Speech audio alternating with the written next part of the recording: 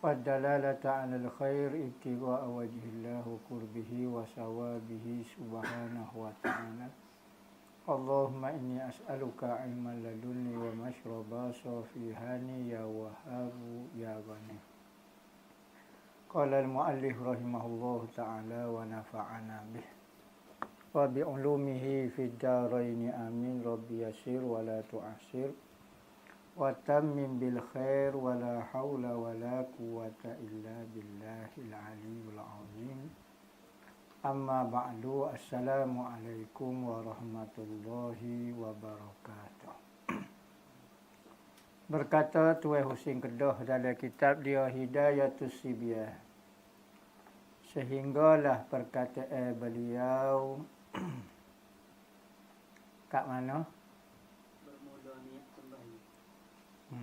Bermula niat sembahyang iaitu atas 4 martabat. 4 keadaan, 4 kelakuan, 4 martabat.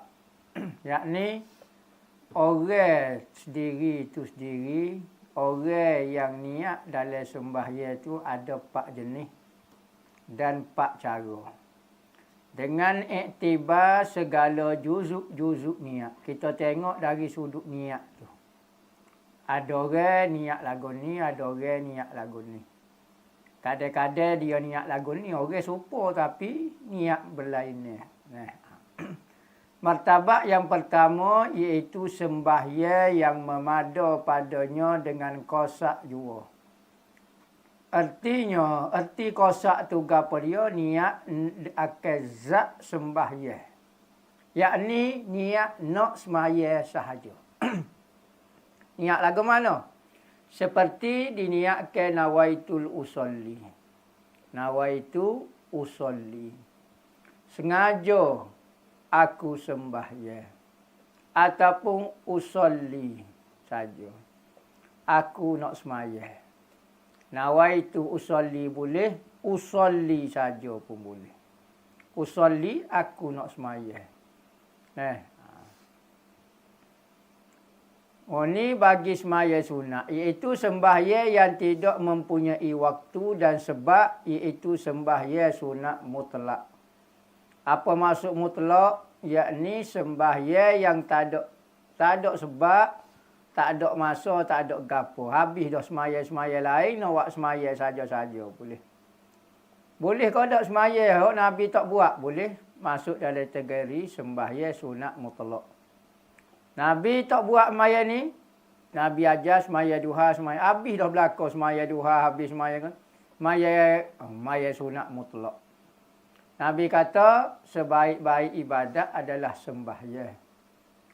Khairul mawadi. Sebaik-baik benda yang disuruh oleh Tuhan, ibadat badan adalah sembahyang. Manakala ibadat hati paling afdal adalah iman dan makrifat. Di antara ibadat hati dan ibadat badan, ibadat hati lebih mulia berbanding ibadat badan. Siapa dia yang mentauhidkan Tuhan, maka hati dia telah buat seafdal-afdal ibadat. Mengaji tauhid, sekalipun kita tak buat gapo, tetapi hati kita telah mentauhidkan Tuhan. Melakukan ibadat yang paling afdal. Jangan kita nampak ibadat ni di badan sahaja. Gerakkan zahir, ya. Ambil duit kat orang, tu sedekah. Manakala beriman, tak ada beza, kita duduk cokoh. Orang kafir duduk sebelah, duduk cokoh juga. Beza ke apa dia? Tapi kita boleh pahala semacam apa? Kerana hati kita sentiasa buat ibadat. Ibadat ke apa? Beriman. Makrifat dengan Tuhan. Sekalipun apa duk saja orang mukmin. Orang mukmin duk saja tu dia beriman tu pun ibadat hati dia. Maka ibadat hati lebih afdal daripada ibadat badan. Dan ibadat badan paling afdal sembahyang dia kata. Dia kata seperti sembahyang tahiyatul masjid boleh. Saja aku sembahyang 2 rakaat kerana Allah Taala. Maka niat saja aku sembahyang tahiyatul masjid kerana Allah Ta'ala. Dan minta hujan Waktu semaya bersebab tahiyatul masjid. Dan minta hujan, semaya bersebab juga. Istisqa dipanggil. Dan semaya hajat, ada hajat. Hajat ni dua, hajat yang akan datang, hajat yang telah lepas. Hajat yang telah lepas seperti di semaya hajat tujuan nak menolak bala yang sedang turun. Kalau hajat akan datang nak meminta sesuatu yang akan datang, dipermudahkan urusan. Itu hajat akan datang. Dan istikharah. Istikharah ni dua. Istikharah am, istikharah khas. Am, semua urusan kita suruh Tuhan pilih. Khas, ada satu-satu urusan kita minta Tuhan pilih. Urusan perkahwinan ke, urusan kerja ke, urusan apa. Tu istikharah khas. Istikharah am, niat ya Allah ya Tuhanku, mu pilih kepada hamba apa yang terbaik untuk hamba. Mu pilih hamba puas hati ya Allah ya Tuhanku. Tu istikharah. Istikharah. Dan sunat wudu semaya bersebab juga. Dan tahajud semaya lepas pada tidur. Kalau tak tidur, tak boleh. Nak qiyamul lail, tafadhal. Qiyamul lail tak syarat tidur, manakala tahajud syarat dia tidur. Dan lainnya daripada sembahyang yang dikosak dengan dia memperbuat kesembahyang sahaja. Dan martabat yang kedua iaitu sembahyang yang memadai dengan kosak dan ta'yin. Kosak dan ta'yin. Ta'yin ni nama semaya tu. Artinya meniat akan zat semaya. Aku nak semaya. Tu niat zat semaya, yakni aku nak melakukan ibadat sembahyang. Kosak semaya saja tanpa diberi nama apa-apa. Kosak zat sembahyang dan meniat akan waktunya atau sebabnya. Niat benar-benar. Iaitu sembahyang sunat yang mempunyai waktu atau mempunyai sebab seperti sembahyang sunat rawatib. Sembahyang sunat rawatib masuk kategori sembahyang berwaktu. Sebelum masuk waktu subuh tak boleh sembahyang lagi. Lah ni qabliyah subuh tak boleh. Kena tunggu bel subuh. Sembahyang gerhana kena tunggu waktu gerhana. Maka kalau sembahyang ada sebab lagu tu, maka kena sebut sembahyang dan sebut nama dia. Aku nak sembahyang gerhana. Aku nak sembahyang qabliyah zuhur. Aku nak sembahyang ba'diyah zuhur. Aku nak sembahyang, kena sebut nama dia. Contohnya usolli sunnata zuhri qabliyatan au ba'diyah. Saja aku sembahyang sunat zuhur daripadanya atau kemudian daripadanya. Dahulu daripadanya qabliyah ataupun ba'diyah. Tak sebut sunat boleh, tak sebut pun tak apa. Usolli sunnata, saja aku semaya, cakap sebut saja aku semaya zuhur qabliyah, tak ada. Sunat jadi terpaksa sebut juga.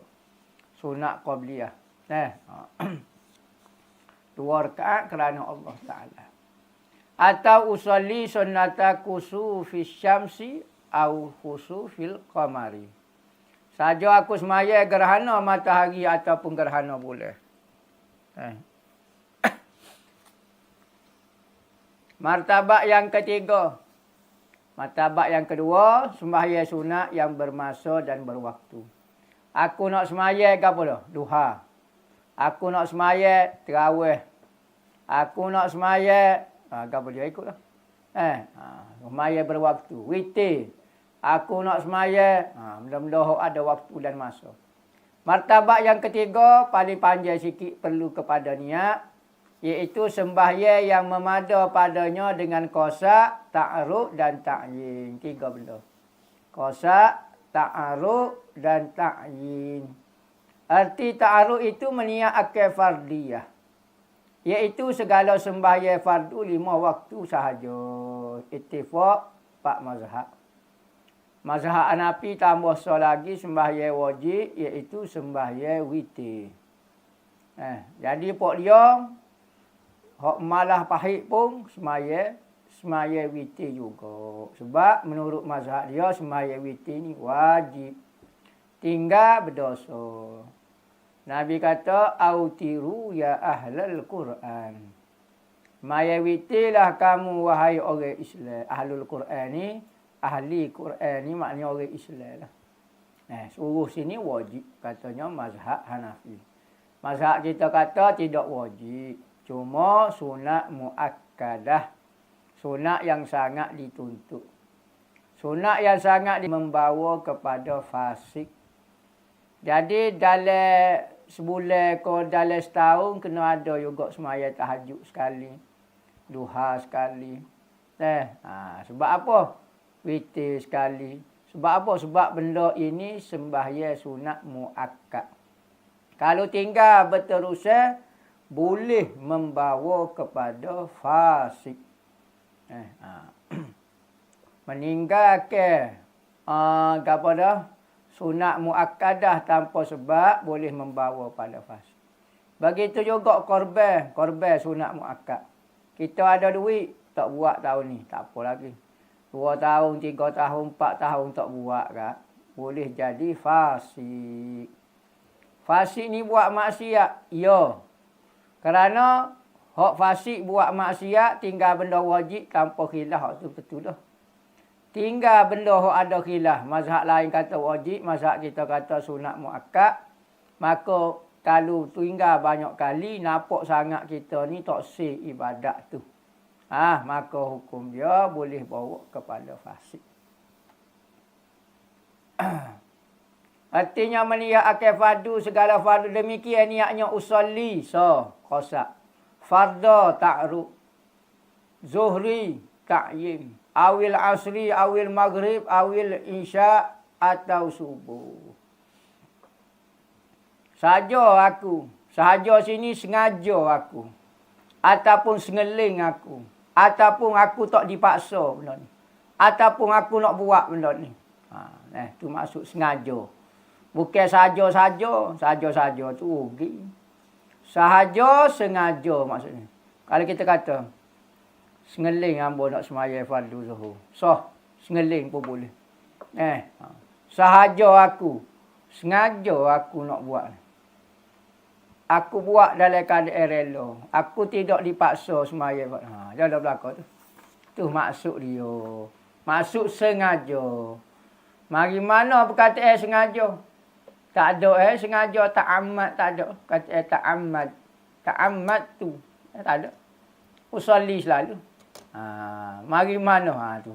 Penting ngaji ni. Dan martabak yang keempat, sembahyang yang memada padanya niat, qosak, ta'ruf, ta'yin dan ta'ayyin nafsahu. Ta'yinu nafsihi. Artinya apa dia? Menentu akal dirinya imam atau makmum. Ni martabak paling tinggi sekali. 4 benda kena mari. Saat ni 3 benda. Aku nak sembahyang fardu zuhur. Kalau ni 4 benda. Aku nak sembahyang fardu Jumaat, imam atau makmum. 4 kena mari. Menentu akal dirinya imam atau makmum iaitu sembahyang Jumaat. Jumaat. Min tu dapat juga. Jumaat. Kita panggil Jumaat. Dan seumpamanya sembahyang qosak. Sembahyang qosak. Aku nak sembahyang fardu zuhur qosak. 4 juga kena mari. Kerana wajib padanya niat qosak, pada niat tu wajib niat qosak. Ketika Allahu Akbar tu kena mari niat.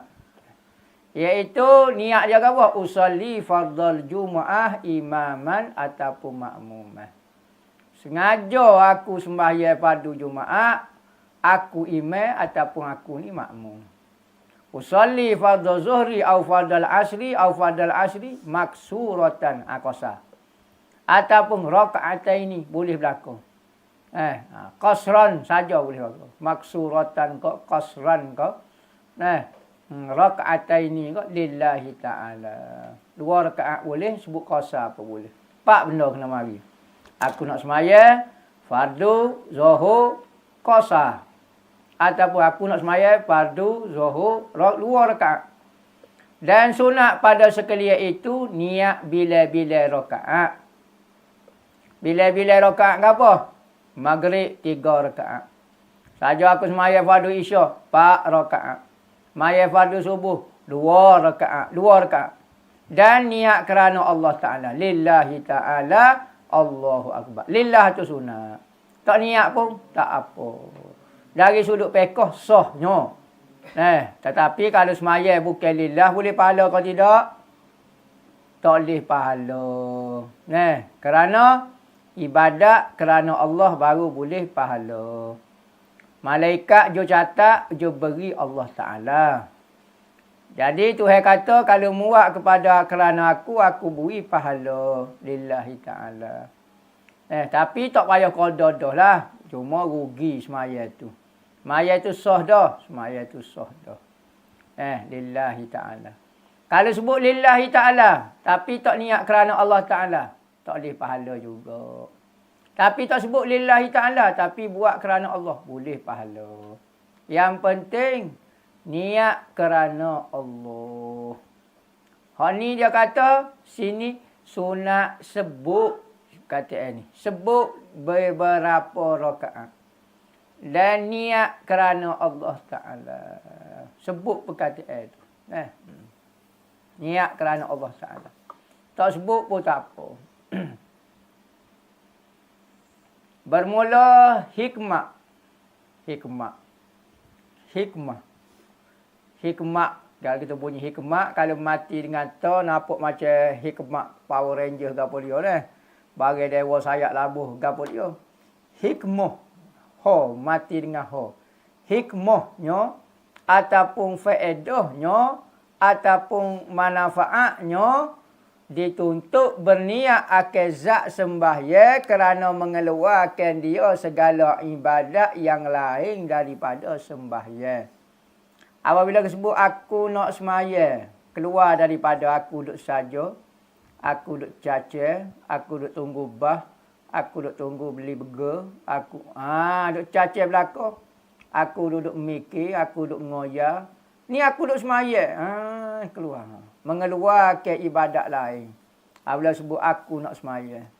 Yang penting, kita sedar kita nak buat gapo dia lah ni. Allahu Akbar. Kita sedar kita nak sembahyang. Jangan Allahu Akbar. Tak boleh. Baru sedar tak boleh. Dan keluar segala sembahyang yang sunat dengan niat fardu. Saja aku sembahyang fardu, keluar perkataan sunat. Sebab zuhur ada sunat, asar ada sunat, maghrib ada sunat, semua ada sunat. Dan keluar dengan segala jenis waktu dengan niat waktu yang tertentu. Aku sembahyang fardu zuhur, keluar daripadanya asar, maghrib, isyak. Dan keluar makmum itu dengan niat dirinya imam dan akasnya yakni sebaliknya. Kalau dia niat imam, berarti dia bukan makmum. Kalau dia niat makmum, berarti dia bukan imam. Dalam bab sembahyang Jumaat. Sembahyang fardu niat kita juga kalau kita nak berjemaah. Kalau sembahyang seorang, tak ada istilah imam makmum. Syarat takbiratul ihram, bermula takbiratul ihram iaitu 21 syarat.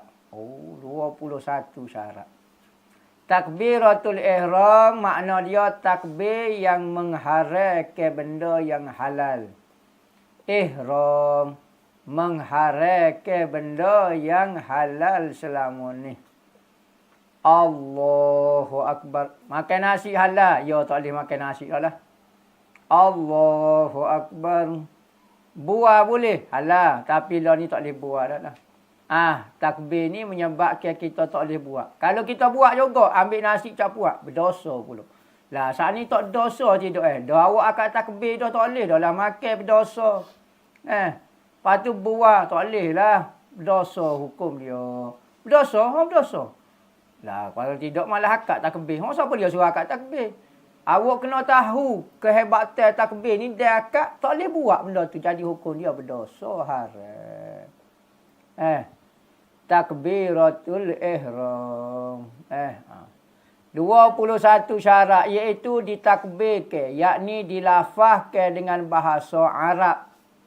Wajib guna bahasa Arab kerana dia ni rukun sembahyang. Sunat sembahyang pun semua dalam sembahyang daripada alif kalimah Allah sampai mim assalamualaikum mesti menggunakan bahasa Arab. Bukan bahasa Arab saja. Arab berbentuk doa. Kalau Arab, kecik Arab tapi berbentuk perbualan harian tak sah. Allahu Akbar. Kaifa haluka? Ana bi khair. Wa anta kaifa halak? Tanya gitu. Smakming tanya. Ismui. Kakak we. Nama macam-macam tanya. Maka batal maya, batal sebab duduk buang. Ditakbir lapar dengan bahasa Arab. Kalau bagi orang yang berkuasa, ada kuasa ni bukan dia Power Ranger, kuasa ni orang yang mampu dengan dia dengan bahasa Arab. Kalau tak cakap mengaji dah, tak boleh sebut Allahu Akbar, maka boleh tukar kepada bahasa Melayu. Allah Maha Besar. Bunyi. Semua bunyi tu. Allah Maha Besar. Lepas tu baca Fatihah. Tak boleh lah. Bahasa Arab, rukun semaya tak boleh terjemuh Al-Quran saja. Rukun lain bukan Al-Quran boleh diterjemuhkan. Dan jika tiada kuasa, tak mampu nak kecek bahasa Arab tu, diterjemuh akan dia takbiratul ihram dengan bagai apa bahasa ia pun. Nak guna bahasa Cina boleh. Coce, coce, coce, coce, coce, coce, coce, coce. Bahasa India pun boleh juga. Ikutlah. Bahasa barang yang ikutlah. Bahasa Jerman ko, bahasa Suryani ko, bahasa Hebrew, Ibrani ko, bahasa Yahudi ko, bahasa Rusia, Persian bunyi. Bahasa Bangladesh ko. Ikutlah. Tak batas semayat dia. Walaupun apa pun bahasa. Bahasa Pange. Bahasa asli. Krek krek. Krak kok kok kok kok bunyi. Kok kok kok. So hukum dia. Tak syarat dengan bahasa Melayu saja. Kedua, dengan lafaz Allah. Tak boleh tukar nama lain. Mesti sebut Allahu Akbar. Jangan sebut Ar-Rahmanu Akbar. Ataupun Al-Jalali wal Ikram Akbar. Ataupun Al-Ghafuru Akbar. Tak boleh. Nama lain tak boleh. Mesti lafaz Allah. Ketiga, mesti lafaz Akbar. Akbar. Allahul Azim. Tak boleh. Allahul A'zam. Tak boleh. Mazhab lain boleh. Mazhab kita mesti guna dua ni. Lafaz Allah so, Akbar so. Mazhab lain asal saja lafaz yang menunjukkan kebesaran boleh. Mazhab kita wajib dan tidak sah tak guna Allah. Dengan tertib keduanya, dahulu ke lafaz Allah, kemudian lafaz Akbar. Jangan Akbarullahu. Sudah kuano. Allahu Akbar. Bahagia. Akbarullah. Tak boleh. Dia kena tersusun. Dan pada ketika berdiri betul, bagi yang mampu berdiri pada sembahyang fardu, kena berdiri betul. Kalau tengah tak boleh-boleh diri.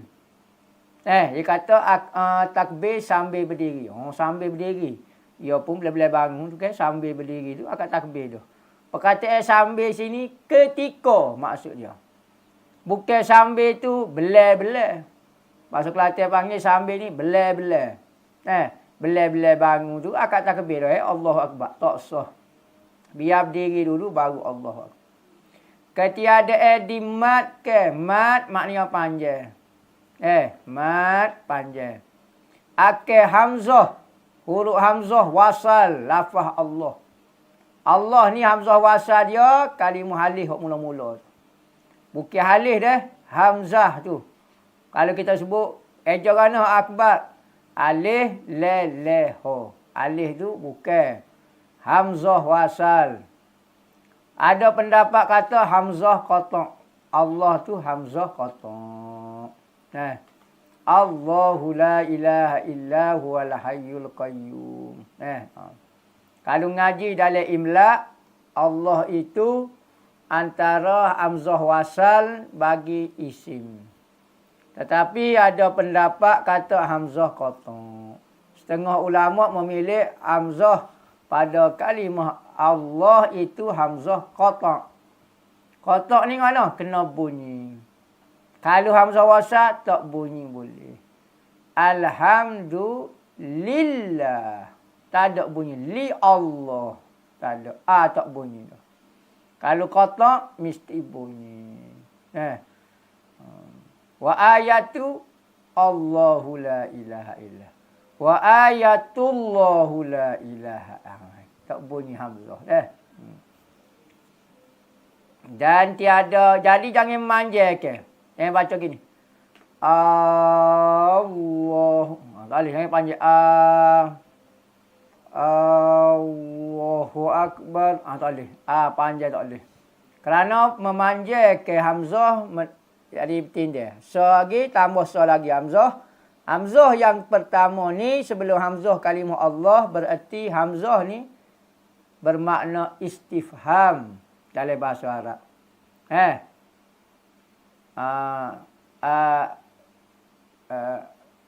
Berapa lah? A'jamiyun dalam Al-Quran kata. Orang ajam ko ataupun orang Arab.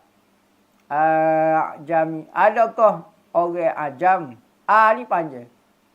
Tanya maknanya. Jadi kalau kita sebut Allahu Akbar. Makna dia berubah jadi pertanyaan. Adakah Tuhan yang maha besar? Tanya pula. Sedekah ayat Allahu Akbar, ayat jawapan dan ayat penegasan. Tegah kita kata Allah lah yang paling besar. Gitu. Jadi berubah makna. Batal takbir tu. Ya. Batal takbir, batal sembahyang. Bukan batal takbir saja, sembahyang tak lagi. Dia batal takbir ada, sembahyang ada lagi. Kalau batal Fatihah, sembahyang ada lagi. Ulang-ulang pula baca Fatihah. Tapi takbir, batal. Dan tiada menggugur ke hamzah qata' lafaz akbar. Hamzah qata' akbar. Allahu Akbar. Hukba. Alif tu tak bunyi. Hukba dia kata dah. Alif depan hamzah wasal. Alif kedua takut wasal juga. Tak. Hamzah di akbar ni bukan hamzah wasal, hamzah qata'. Yakni kena sebut akbar. Jangan baca Allahu Akbar. Hukbar. Tak boleh. Kena bunyi akbar. Dan ketiada emak pada kalimah ba akbar. Gini. Allahu Akbar. Ramai orang duk baik ni. Allahu Akbar. Allahu Akbar.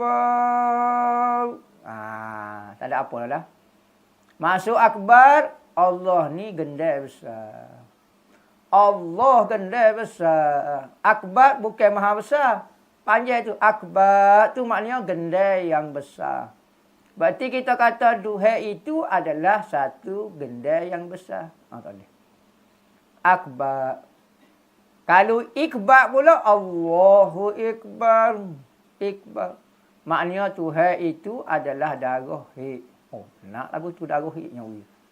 Jadi kalau orang sengaja boleh membawa kepada kufur. Tapi kalau tak tahu hukum dia tidak sah takbir itu saja. Dan ketiadaan tasdid akan dia. Tasdid ni. Ni payah. Sebab dia mati nak tasdid tak bunyi. Jadi kena pergi duduk. Allahu Akbar. Allahu Akbar. Akbar tu ke sadu tu. Jangan ada tasdid atas ba. Kalau kah mati payah. Mati tak boleh ada tasdid jadi pening. Allahu Akbar. Kena pergi duduk juga. akbar. Salah. Salah tu, salah. Tasdid ada. Dan ketiadaan menambah waw yang sakin, yang mati. Allah. Ha tu panjang. Allahu. Ha waw pula. Hu akbar. Allahu akbar. Batal. Atau yang berbaris antara dua kalimah. Lagu mana? Allahu akbar. Wa akbar pula. Wa akbar. Allahu wa akbar. Wa tambah wa bagi atas. Wa akbar. Tak boleh. Pak kita Allahu akbar. Tu berat lagi. Akbar, akbar, akbar. Dan ketiadaan waw dahulu daripada lafaz Allah. Wa pula. Wallahu akbar. Wa mai kat mana?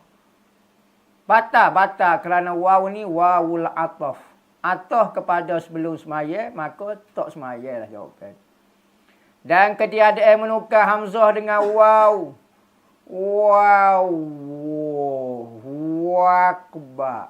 Tak tahu wa belakang, tak boleh sebut wa. Waw. Wakba. Tak boleh. Wa tak boleh. Ketiadaan menukar kaf akbar dengan hamzah. Allahu tu kaf ni. Kaf. Allahu akbar. Allahu akbar. Tak boleh. Akbar hamzah. Dia patut akbar. Tak boleh. Tukar makna. Dan ketiadaan memanjang akil alih yang antara lam dan ha. Allah. Itu lebih daripada 14 harakat. Allah. Seminggu. Bab bau bunyi. Tak boleh. Yang paling panjang 14 harakat. Allahu akbar. Boleh. 14 harakat. Satu harakat. Ni satu tangan ni. Ada kata satu harakat lagu ni. Jauh kira dia. Jadi 14 kali ini. Allahu akbar. Panjang juga. Kalau gini cepat sikit. 14 harakat. 7 halih 14 harakat. Paling panjang sekali. Allah. Dipanggil mak ta'zim. Tak ada mak paling panjang sekali sebab nak membesarkan lafaz Allah. Ada beberapa perkataan dalam Al-Quran kerana perkataan itu hebat dibenarkan baca panjang. Sebut kalimah Allah kau boleh panjang. Kerana apa? Kerana dia nama Tuhan. Dari sudut kaedah tajwid huruf lain tak boleh. Kalau le bagi atas biasa sekat tu ya ada lah berapa-berapa. 14 ni tak ada saya. Ya ni siapa ni 24 ni kau berapa dia. Dan tiada diam yang panjang antara dua kalimah. Allah 4 minggu akbar batal. Iaitu diam yang lebih daripada qadar bernafas. Allah akbar boleh lagi. Dan pernah, misalnya kita gatih bersikap, tu email lewat. Hari tu sakit perut. Mari lewat nak komak dah. Dia gatih bersikap, siapa tu jalan tu. Siapa tak kebik Allah. Akbar. Mati eh. Nama. Gatih bersikap sungguh lajuk. Makruh buat KJL lagu tu. Kita kalau dia lewat, jangan unggah Nabi kata. Seorang sahabat mari lewat semaya. Apabila mari lewat semaya, dia pun hunggah. Semaya pun akak takbir Allahu Akbar. Maka Nabi kata, soh semaya kamu, tapi jangan ulai lah. Bobo lah ulai buat gini bila-bila. Dan dia yang pendek yang dikosak dengan dia memutuhkan takbir.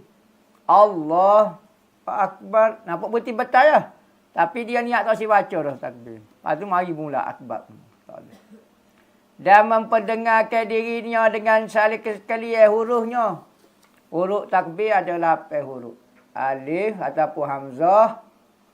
La, ha, alif, kah, ba, ra. Alif, la, ha.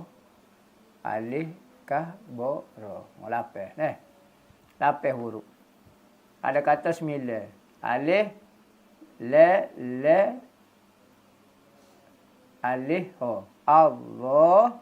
Fathah maddah tu, alif atas fathah kecil tu kira alif. Akbar.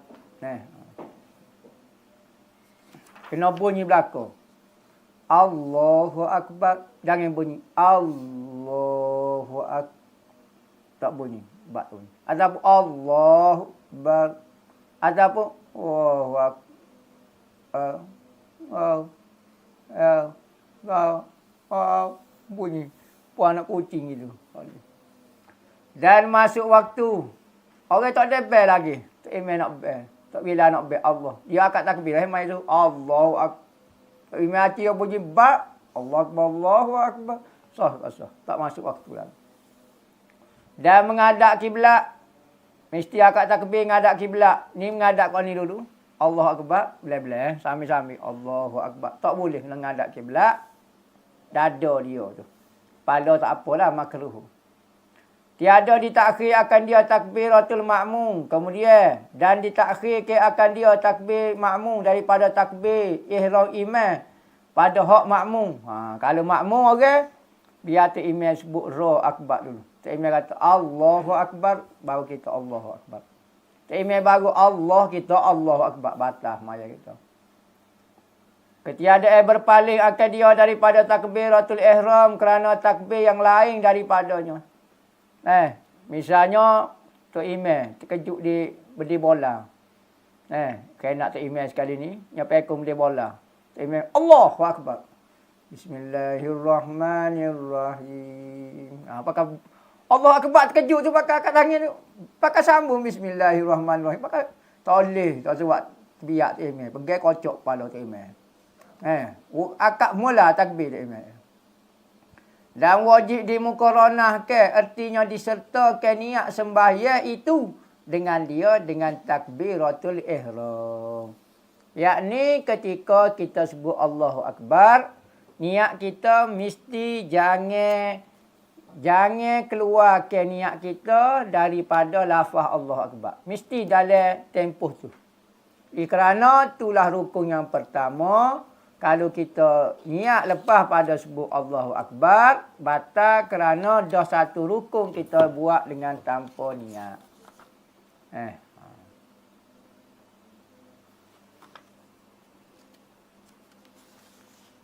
Warna panjang ni, banyak soalan. Ustaz, saya nak tanya pasal wanita solat pakai kain telekung. Molek lah. Tapi pakai pakaian yang tidak menutup aurat di bawah telekung. Apa hukumnya? Sah lah. Ikut dia tak si pakai gapo satu makcik tu. Makcik tu tak si pakai gapo satu dalam kain sembahyang. Ikut dia. Oh penting dia pakai kain telekung dah menutup aurat yang sempurna. Daripada pihak atas, pihak keliling dan pihak bawah bagi perempuan. Maka hukum dia sah dah. Dalam tu tak wajib pakai. Masalah napuk lah Ustaz. Nyanyolah betul. Macam semar kamu nampak. Macam pok logo nampak. Supaya sabda palung nampak. Biarlah. Nak kata guano. Tapi sah dah. Biarlah bayar supaya wayar kulit pun. Nampak supaya pok logo ya. Tak apa. Hukum dia sah. Dari sudut sah. Bak semaya. Ya aurat ni dua. Aurat dalam bak sembahyang. Dia ada syarat-syarat dia. Manakala aurat untuk menutup pandangan, dia ada syarat-syarat dia pula. Aurat keluar daripada rumah selain daripada semaya, bak lain pula. Ni aurat dalam bak semaya kali. Ni hukum dia.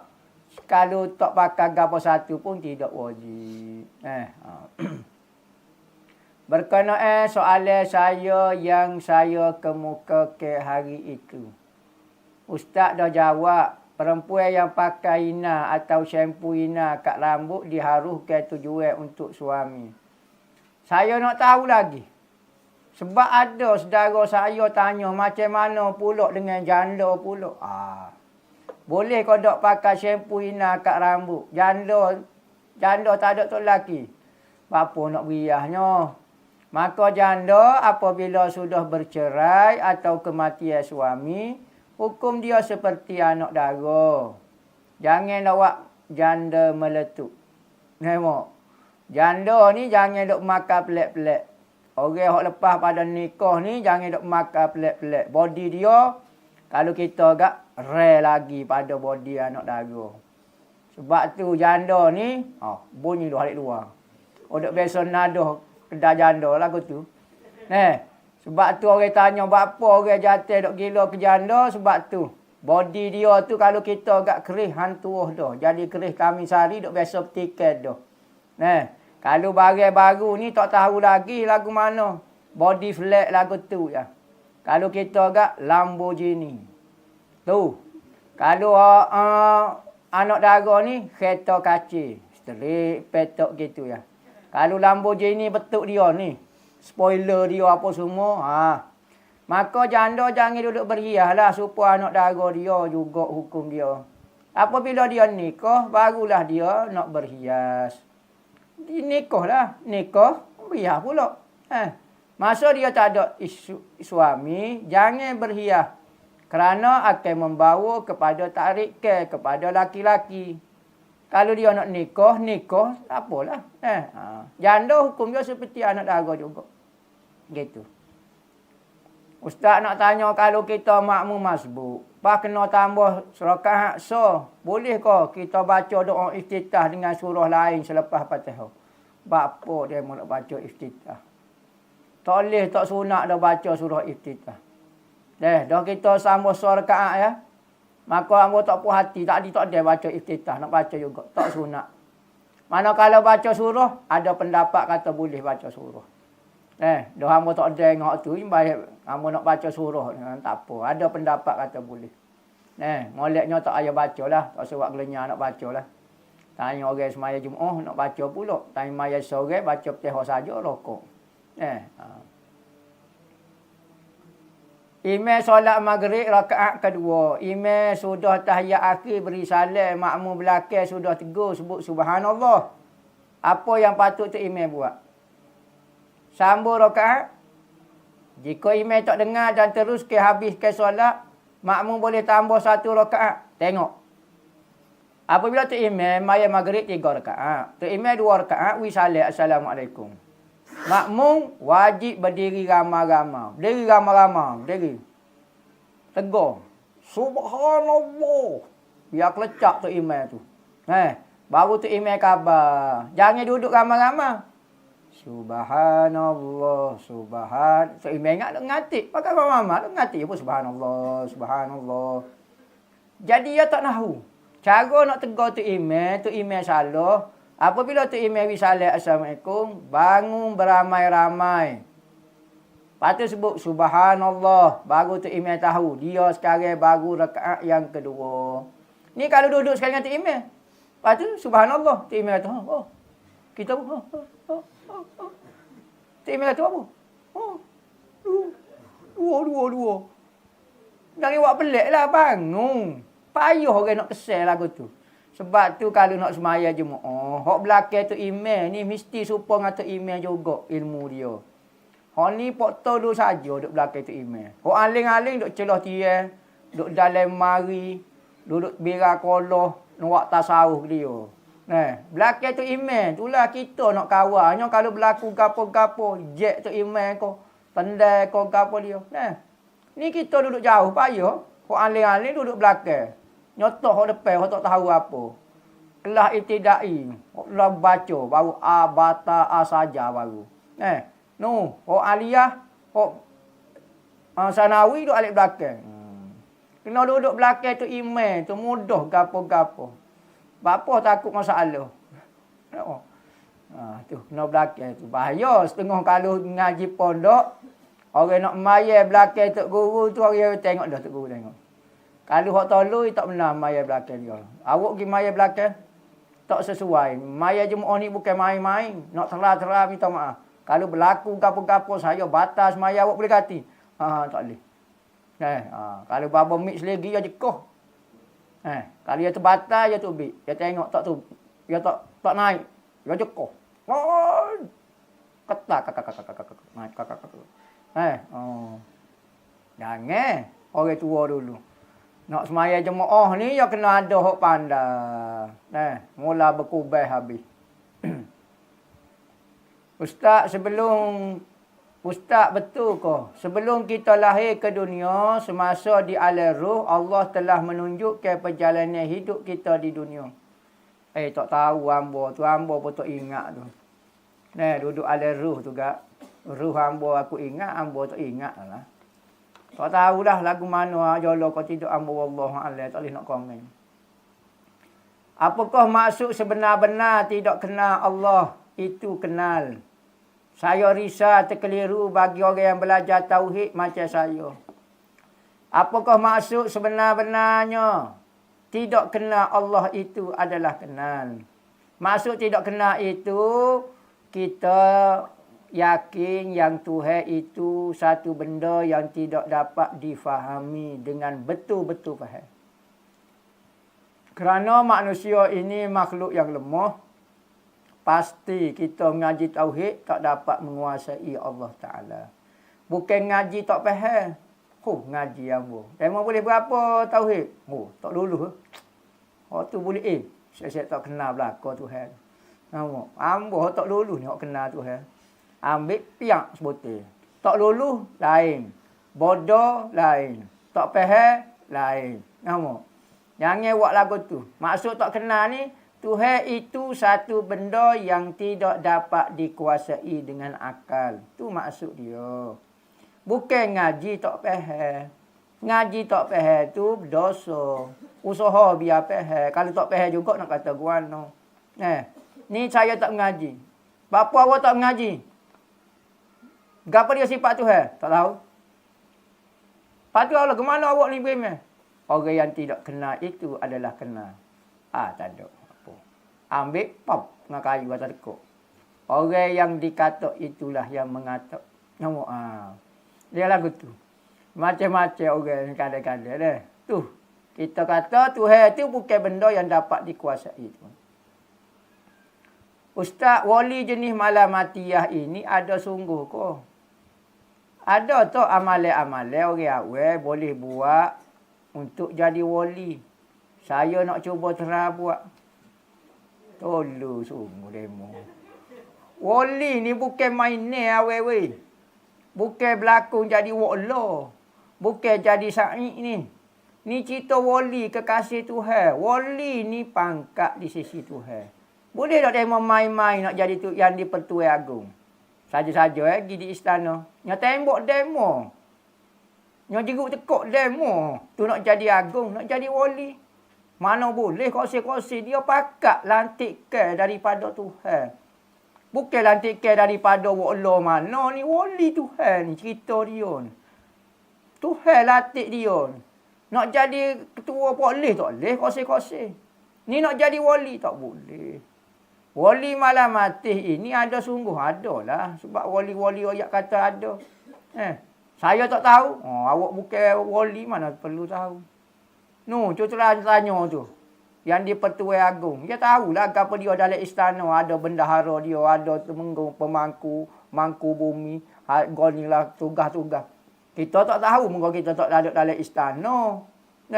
Sida dia, gapo dia, panggil gapo dia, kusina dia, nak jaga dia, ngasuh dia.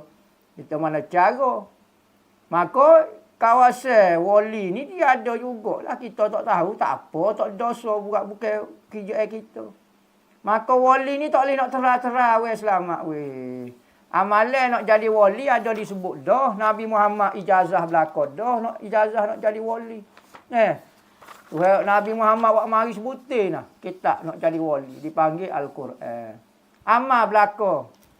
Hadis Nabi pula. Nabi Muhammad wak mari juga. Amal tu insya-Allah jadi wali. Bukan insya-Allah tetelu dah jadi wali.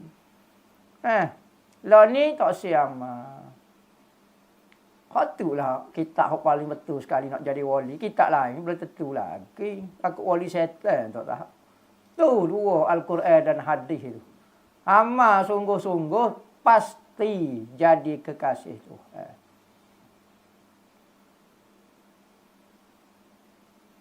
Ustaz ada seorang influencer. Influencer. Berkata, nak buat baik kena pilih orang. Dan biarlah berpada-pada. Tapi Ustaz cakap Nabi suruh buat baik dengan semua orang. Kalau orang itu buat khianat dekat kita sekalipun. Adakah betul penerangan influencer itu cakap? Ustaz kena buat baik biar berpada-pada. Mohon pencerahan. Orang yang buat baik berpada-pada bererti orang yang takut dengan janji daripada Tuhan. Dia rasa buat baik biar pada-pada lah. Sebab dia bimbang takut benda tu tak jadi pahala. Tapi bagi orang yang yakin dengan pahala daripada Allah, maka dia tidak berpada-pada dalam buat kebaikan. Bismillah. Teruskan kebaikan kamu. Tak perlu berjaga-jaga nak buat kebaikan. Pasti ada balasan di sisi Tuhan. Tapi ada orang buat kebaikan nak balasan daripada makhluk. Supaya makhluk tidak tipu dia. Supaya makhluk tidak khianat dia. Maka dia buat baik berpada-pada. Buat baik ke orang tak balas baik kamu. Ke orang jahat kamu. Ya kerana kamu niat kepada manusia. Kalau meniak kerana Allah, tak perlu takut. Apa istilah pada-padanya? Pada ada, pada rumah ni. Pada ni, pada. Berpada-pada ni bagi orang yang buat untuk makhluk. Padalah dia berpada-pada. Kalau buat kerana Allah, tak perlu berpada. Itu. Jadi orang kalau nak balasan makhluk, maka dia akan berjaga-jaga buat baik molek kaya tipu dia. Kita pun jadi berjaga-jaga buat baik ke dia. Apa? Sebabnya tipu di syaitan. Syaitan kata buat baik ke orang tak balas baik lah. Kita pun ubah niat kerana buat baik, kerana supaya orang buat baik juga kita. Aku jadi jahat kerana aku disakiti. Yalah berlaku tu. Jadi influencer jolodoh sesuai lah dengan dia. Ingat mufti. Influencer ni macam-macam. SPN ni pun boleh jadi influencer. Nama. Boleh belakang. Lah ni tak mengaji sekolah. Person ni jadi influencer suruh belana. Gitu. Ada orang cakap bernikah ni budaya Arab. Bukan budaya orang Islam. Bukan budaya orang Malaysia. Jadi betul ke ayat tu? Betul. Orang Arab pakai nikah. Budaya orang Malaysia, betul ke ayat tu? Jadi betul ke ada ayat tu? Dan orang-orang juga berkata bahawa orang Arab bernikah sebab nak tutup habuk pada pasir. Tapi setahu saya, orang-orang berpakaian begini adalah sebab ingin mengikut Sayyidina Fatimah. Kebetulan bagi diri saya pula bila kita berpakaian begini, sebenarnya menghalang kita daripada buat perkara-perkara tak baik. Dan hikmat nikmatnya hanya kita dan Allah saja yang tahu. Tapi bila orang-orang menghina pakaian ibunda kami ni, macam mana kami nak mempertahankan? Kami di Malaysia ni, Ustaz, tolong Ustaz. Hamba duduk mana? Vietnam. Hamba duduk Malaysia. Kelantan ni bukan duduk di negara Kongo ke, Libya ke apa ni. Orang kata nikab ini budaya Arab, salah. Arab tak tutup muka. Arab pakaian dia dia pakai sikit, kain sikit, tengah tu sikit. Orang lainnya buka habis, rambut ke apa. Tu orang Arab jahiliah.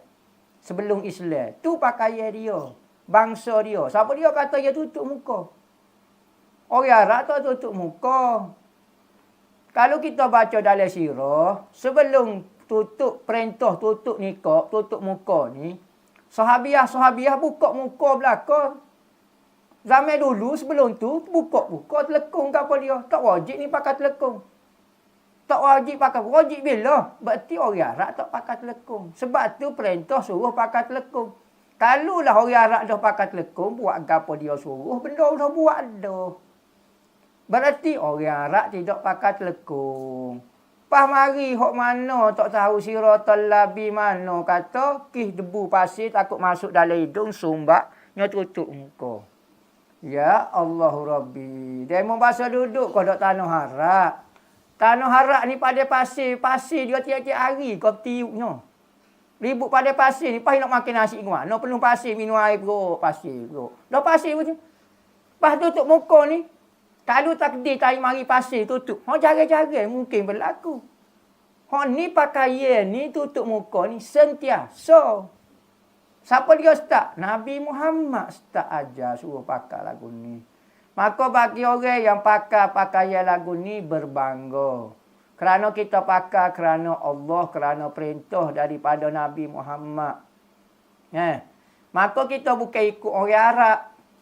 Kalau ikut orang Arab, bukan pakaian Arab sangat ni. Arab ni ada pakaian. Cuba tengok Fir'aun tu lagu mana pakai. Sektino dia ke apa. Kalau tengok budaya, baca sejarah, orang Arab bukan pakaian lagu ni. Jadi tutup muka ni budaya di dalam agama kita. Islam suruh. Bukan pakaian Arab. Pas kita tengok dulu orang Melayu kita tutup muka. Kalau tengok gambar-gambar dulu, foto-foto zaman dulu tahun 1900, tahun 1800, 800 lebih. Orang Tino kita pakai kain batik tutup muka apa kali? Tutup sini. Tutup gas sini. Tutup muka. Siapa dia tak tahu ajar kada padang pasiru kehabisarul lazi. Nama bukan. Tu karut belaka tu. Jadi tak suruh takutlah kita ikut pakaian yang afdal. Kita tak wajib pun orang pakai pakaian lagu ni. Tetapi masalah muka ni dari sudut khilaf. Pendapat muktamad wajib tutup muka dalam mazhab kita. Tetapi hak masyhur yang dibuat oleh manusia sekarang tak wajib, tak tutup muka. Manakala dalam kitab fiqh hak muktamad wajib tutup. Batu bagi orang yang tutup muka, dia ambil pendapat muktamad. Orang tak tutup muka, ambil pendapat lemah dalam mazhab kita. Mazhab kita sendiri Syafi'i. Mazhab lain. Tutup muka tu sendiri.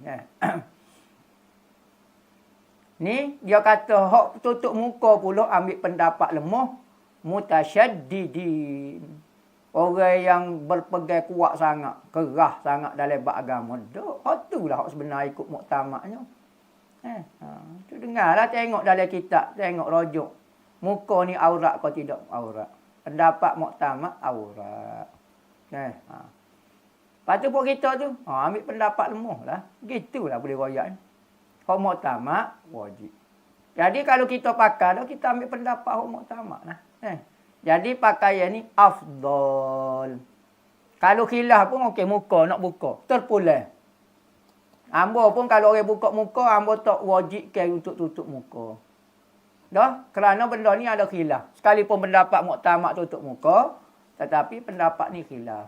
Maka bila khilaf, tak sungguh sangat. Cuma, lebih afdal, lebih banyak pahala tutup muka. Begitulah kita royak. Nak paksa-paksa, bini orang. Nak paksa-paksa, anak orang. Tak boleh. Kadang dia kata, payah pula. Boleh kau bagi contoh kain telekung solat yang sesuai ikut syarat. Sebab sekarang ni ada isu telekung solat 2 pieces. 2 pieces. Tu tak sah digunakan untuk solat. Sebab bila rokok, kain tu katanya selok. Nampak aurat. Selok. Pakai lagu mana pun. Pakai jubah ko. Pakai seluar ko. Selok. Batal nampak aurat. Mohon pencerahan, terima kasih Ustaz. Isu ini sedang viral. Ramai tak faham lagi, terima kasih. Hamba rasa orang jawab tu rasa isu ni. Jadi hak afdalnya semayanya pakai telekung yang menutup aurat. Aurat bagi perempuan sebelah atas, keliling dan sebelah bawah. Wajib tutup. Tutuplah lagu mana. Nak buku dengan lasir, kau nak buku dengan gapo, asal tutup saja. Nak buat 3 lah, kau 4 lah, kau 100 lah. Asal jangan nampak daripada pihak atas, pihak keliling. Keliling ni depan, belakang, kanan, kiri dan pihak bawah.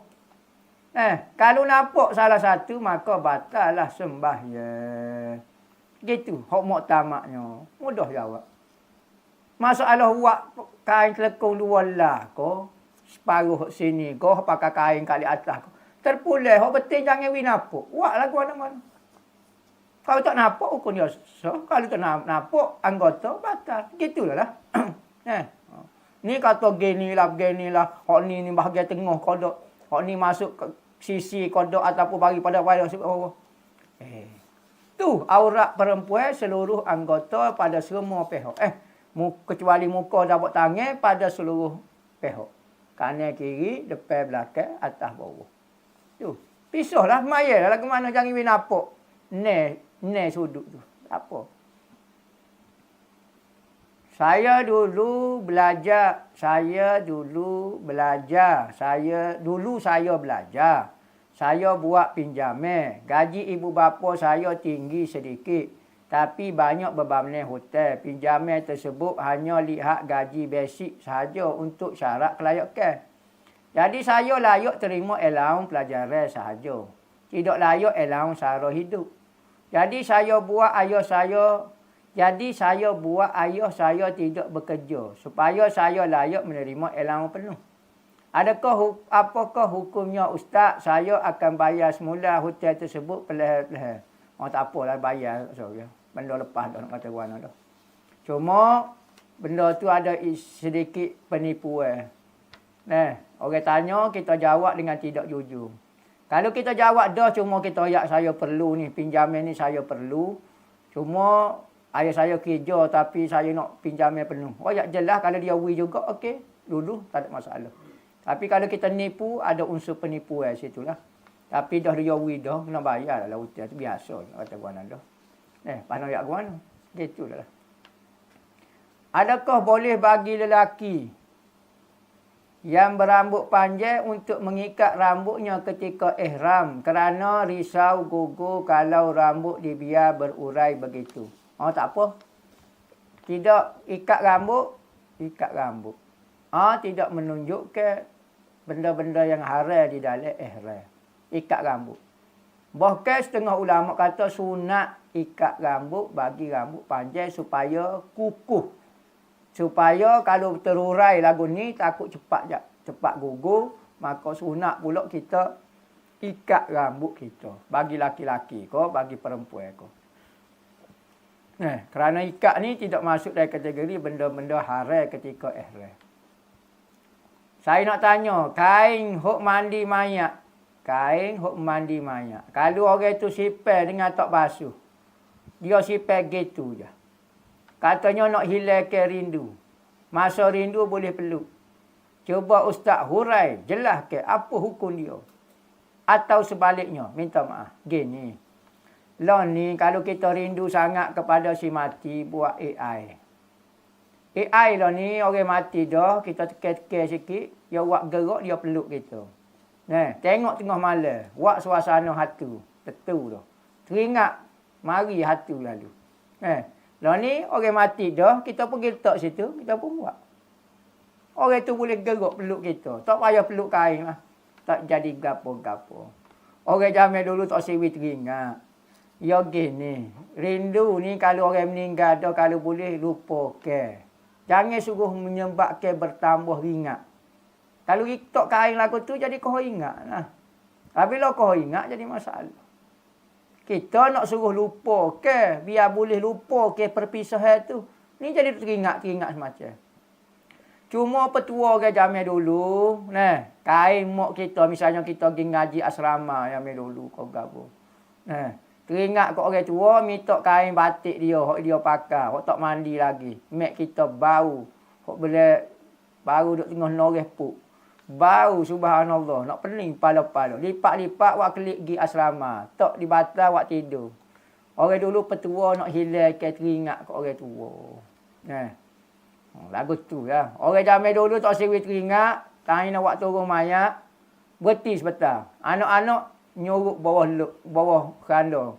So, 2, 3, sampai 7 kali. Baru atas kelip. Tak teringat. Tak tahulah petua jadi kodok tak tahulah. Kau teringat, kau jadi lupa, kau apa. Ada orang tu tak boleh. Tak boleh buat kerja, teringat kau orang tua lah, teringat ke apa dia. Jadi masalah. Macam-macam cara nak hilang ke perasaan teringat kau orang. Orang zaman dulu kecing. Ambil purung jatuh. Ya ada purung tino tu ada lubang tu. Hak jatuh tu balik belakang dia tu, hak bucuk tu.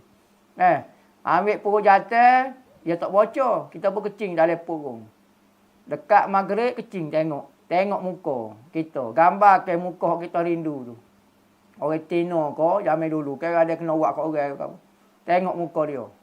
Gambar ke muka dia sepak darah. Muka ni aku nak teringat. Pau sepak darah, kelecak. Buat boleh 3 hari hilang lah lupa dia. Ada orang zaman dulu ada macam-macam lah petua. Malah buyuk berat-berat. Takut kau kita buat lah.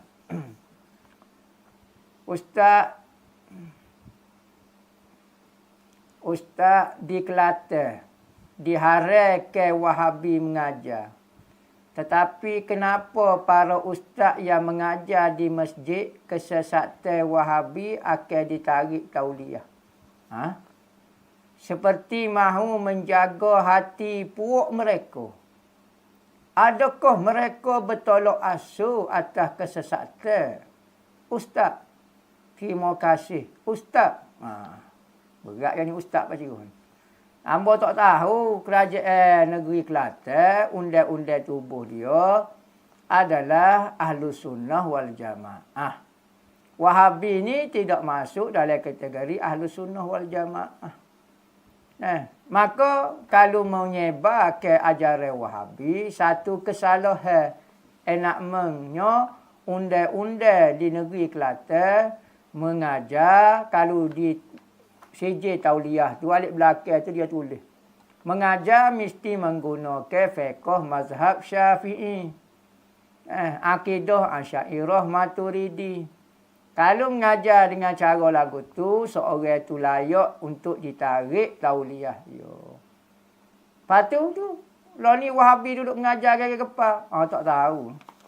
Supaya lo ni lah. Naik motor wajib ada lesen. Kita naik tak ada lesen. Gitulah undang-undang tu ada. Dia panggil memperkasakan, mempraktikal, memperkasakan undang-undang tu tak ada. Undang-undang tu ada, jangan marah di undang-undang, jangan marah di negeri. Negeri tu ada undang-undang. Tahu orang buat undang-undang tu tahu lagu mana.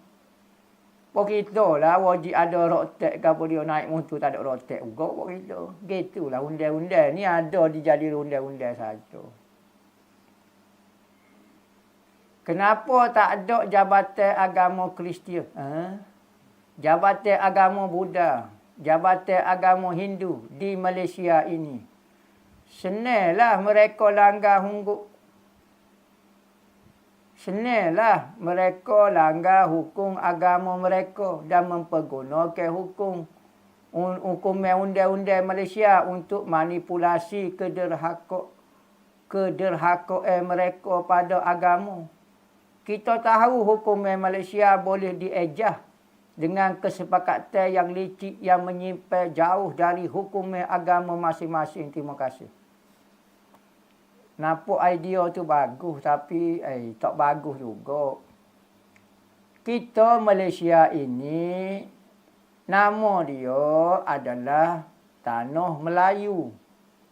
Tanah ini milik raja-raja Melayu. Maka penduduk asal bagi Tanah Melayu adalah masyarakat Melayu. Sebab tu di dalam yang panggil apa dah? Undang-undang ni, panggil apa dah? Undang-undang negara ni. Buku undang-undang negara ni, dia tulis, orang Melayu itu adalah rakyat tuanku, rakyat raja. Manakala penduduk Malaysia berbagai kaum. Dia bukan penduduk asal dan dia bukan rakyat kepada raja. Sebab tu kita tak boleh paksa selain daripada orang Melayu. Kerana orang Melayu ni adalah rakyat tuanku. Wajib beragama Islam. Manakala agama lain kita tak boleh paksa. Cina mari, India mari, mana Bangladesh, mana mari, kau gapo dia. Agama dia kita tak boleh paksa. Dia mari, adalah sebab-sebab yang mari dah. Maka kita tak boleh paksa agama dia. Kalau dia suka kepada agama Islam, alhamdulillah. Tak apa. Dia bukan rakyat kita.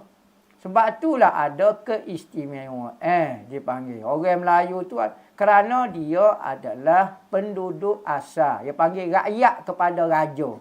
Raja tu siapa dia? Pemilik kepada tanah ni. Bumi Melayu ni milik raja-raja Melayu. Tu hak dia. Orang lain sekali misalnya pok dia nampak ramai di bandar-bandar pok dia. Orang luar belakang di Kuala Lumpur, bukan orang Melayu saja ada. Dia bukan penduduk asal. Tu memang tertulis jelas tu. Kalau kita buka jabatan Kristian, buat gapo dia? Nak jaga siapa dia? Orang Melayu, orang Islam belakang. Agama Buddha nak jaga gapo? Nak jaga Hindu gapo dia pulaknya? Kalau kita buka, jadi buka peluang besar pula orang Kristian. Dia ada persatuan dia pula. Dia minta buat gereja besar-besar pula. Gapo? Payahlah. Dia hanya mari sebagai menumpang. Maka kalau dia kerja, dia boleh duit. Dia dapat hasil daripada bumi Malaysia. Kalau dia rajin kerja, gitulah lah. Mana kalau nak bui, nak siapa nak bui jabatan agama ke dia. Dia kata boleh lagu ni. Dia kata kalau lagu tu kalau tak ada jabatan Kristian, jabatan Buddha, jabatan Hindu, orang Hindu Buddha dia buat kesalahan melalui agama dia, lepas tu dia tak ngaku. Baik ikut dia kita nak kata kuan. No. Kalau ikut undang-undang salah tu tetap salah. Undang-undang persekutuan pula dia ada pula. Bunuh orang Melayu kau Islam kau gapo tetap kena bunuh juga gapo dia. Tu tak kira. Orang mikir dah nak buat undang-undang parlimen gapo dia ada lah. Jangan buatlah gelenyah nak buat jabatan agama Kristian. Indonesia tak apa. Sebab Indonesia dia dulu ada raja. Tetapi apabila tak tahulah. Satu benda yang sangat disesali oleh penduduk dia sekarang. Kerana menghilangkan kuasa monarki. Kuasa apa? Monarki kau apa dia? Set-set raja ni. Maka sekarang dia panggil republik. Negara tak ada tuan. Presiden naik. Bukan negara ambo. Ambo presiden 5 tahun. Orang lain pula naik. Kalau tuanku dia milik. Ambo milik tanah ni. Siapa dia mari ambo ada rakyat ambo dan ambo ada tanah ambo. Bukan naik turun. Milik ambo. Hak ni kesilapan dia. Apabila dia tak ada negara, tak ada siapa dia milik di Indonesia, dia terpaksa kena jaga agama Islam sebab ramai orang Islam situ. Dan penduduk asal dia. Tapi silap dia kerana dia buai raja dulu. Ni masalah kok. Kalau istilah buai raja ni. Apabila dia buai raja, terpaksa dia buat satu badan. Dipanggil NU, Nahdlatul Ulama. Menjaga agama kedaulatan agama Islam di Indonesia. Terpaksa dia buat satu jabatan lain nak jaga agama. Sana dia ada majlis agama. Ada. Majlis agama Islam ada. Majlis agama. Agama Hindu. Tak boleh. Dari sudut undang-undang kerajaan sebab dia tak ada raja. Tak ada pemilik tempat tu. Ni kesilapan jugalah. Jangan buat di republik lagu tu. Kita buat. Kita raja berparlimen. Raja dan ada parlimen. Ada hodok bahah tu kau. Saya parlimen lah tu. Tapi tu dia raja. Tu kelebihan kita. Di Indonesia hanya beberapa negeri saja ada. Yogyakarta ada keraton lagi, ada istana lagi. Orang lain tak ada habis tu. Kesilapan tu. Tuan Guru ada pendapat mengatakan pelaksanaan RUU Mufti Wilayah Persekutuan satu keputusan yang menyempitkan fikiran. Kerana hanya mengiktiraf Asy'ariyah dan Al-Maturidiyah sahaja Ahli Sunnah wal Jamaah. Dia kata kalau hanya iktiraf Asy'ariyah Maturidiyah saja Ahli Sunnah wal Jamaah, macam mana kalau Salafi nak hidup sebelum wujudnya Asy'ariyah dan Maturidiyah? Dia mau hidup sampai mana ni budak ni? Lo ni sampai tahun 2024 ni awal-awal soalan ni tahun sampai Sayyidina Osman kau apa dia soalan ni. Lo ni tajuk tahun berapa ni kecek ni? Kecek ni dia kena khabar juga. Nah, lo ni kena khabar. Kita sekarang 2024 dah. Asy'ariyah ada dah, Maturidi ada dah. Ni bukan zaman tak ada Asy'ariyah, tak ada Maturidi, tak ada mazhab lagi. Ada Nabi Muhammad saja. Kalau tu tak apa, tak ada gapo tu betul tak ada gapo dah. Demo pun tak ada, PhD pun tak ada, U pun tak ada, Wahabi pun tak ada. Tiba-tiba Wahabi nak wujud ke? Ahli Sunnah tak saya wujud ke? Undang-undang tempat dia ada ke? Sekat orang ni. Undang-undang Asy'ariyah nak buat tak boleh sepik. Pelik perkataan. Jadi mohon penjelasan pada tu kenyataan tersebut. Pening. Kenyataan lagu ni. Siapa dia menyempitkan dia? Kalau dia sekat orang ni. Apa kita kena jaga daripada kesesatan. Asy'ariyah nak buat undang-undang. Tak boleh jaga. Jadi speed. Lepas tu bemo apa buat undang-undang negara demo. Masuk belakang lah negara. Tak boleh. Kena jaga pula. Allahu Rabbi. Kecek kata. Baik tak payah kecek kata demo. Nampak macam bijak tapi lagu tu lah. Baik orang tak mengaji lagu ni. Kecek. Biarlah nampak macam bisa kau apa dia. Apa maksud riba sebenarnya? Saya tak faham. Allah. Riba ni maknanya riba ni dua. Riba ni duk selo riba. Tu riba juga panggil. Riba ni makna dia ada macam-macam jenis riba. Antaranya riba yang masyhur, beri hutang dengan minta bayaran yang lebih daripada yang kita hutangkan. Biasa kita buat dah. Riba nasak, riba yadi, riba gapo dia tu ada tapi takut jadi pening. Ngapa so jenis riba dululah. Boleh tereka tentang apa itu fitnah. Dan kenapa di akhir zaman fitnah semakin menjadi-jadi dan kenapa persamaannya sama dengan membunuh, apakah dimaksudkan dengan fitnah? Fitnah ni makna dia benda yang tidak jelas. Benda yang jadi kesamaran. Dengan sebab terjelas itulah menjadi kekeliruan. Satu hukum tidak jelas.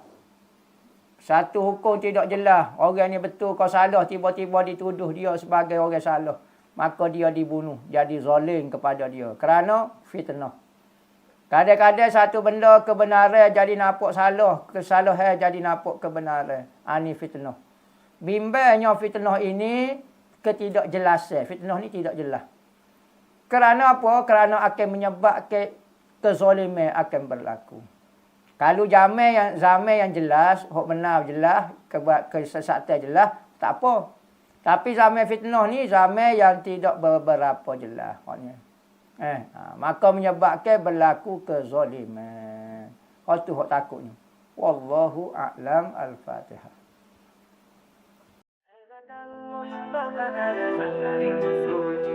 Petunjuk hati Hibat Al-Mustafa kami mencari ilmu suci. Petunjuk hati berat ilahi. Pagi dan petang tidak pernah sunyi. Mengaji berbakti untuk umat sejati. Hibat Al-Mustafa cahaya Ibnu Muhammadi. Ahli Sunnah wal Jamaah jalan yang kami tempuh ini. Dengan iman dan ilmu kami melangkah pasti menuju ridha Allah di jalan yang suci.